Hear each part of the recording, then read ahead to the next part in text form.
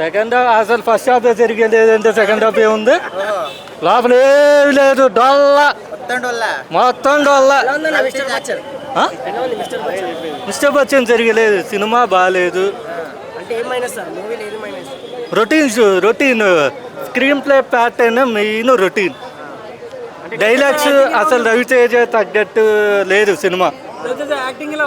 Acid అయితే చాలా బాగుంది, ఆయన తగ్గట్టు ఆయన బాగానే చేసి ఆయన తీసినట్టే అయితే లేదు. బీజిఎం ఓకే, మిక్కి మీరు పర్ల కొంతవరకు బాగానే ఉంది. రవితేజ యాక్టింగ్ ఆయన చాలా బాగా చేశాడండి, చాలా బాగుంది సినిమా. ఫ్లాప్ మించేది.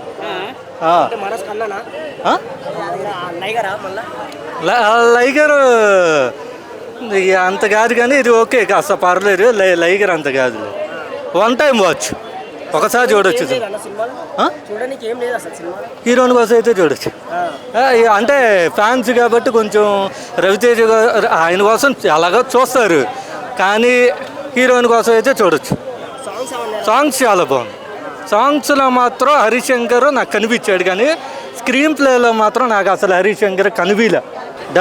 అవి డబుల్ మీనింగ్ డైలాగ్స్ అవి కామన్. ఓల్డ్ మూవీ అంతే, సేమ్ ఓల్డ్ మూవీ. నాకైతే నచ్చలేదు సినిమా.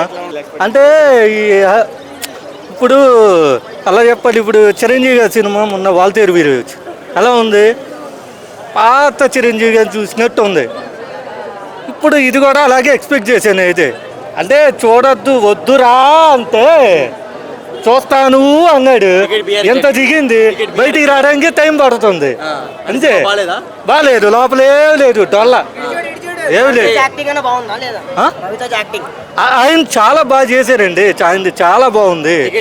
సాంగ్స్, స్టోరీ, బీజిఎం బాగాలేదు. సాంగ్ స్టోరీ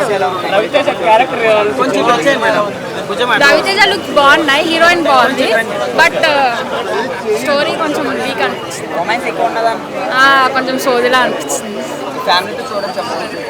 చూడొచ్చు. యావరేజ్ అనిపించింది అంతా. సాంగ్స్ యావరేజ్, బీజిఎం బాగాలేదు, ఇంకా బెటర్. హీరోయిన్ పర్లేదు, బాగా చేసింది. ఫస్ట్ బాగా చేశారు, యాక్టింగ్ పరంగా బాగా చేశారు. స్టోరీ కొంచెం బాగుంటే బాగుండేది. విలన్ బాగా చేశారు.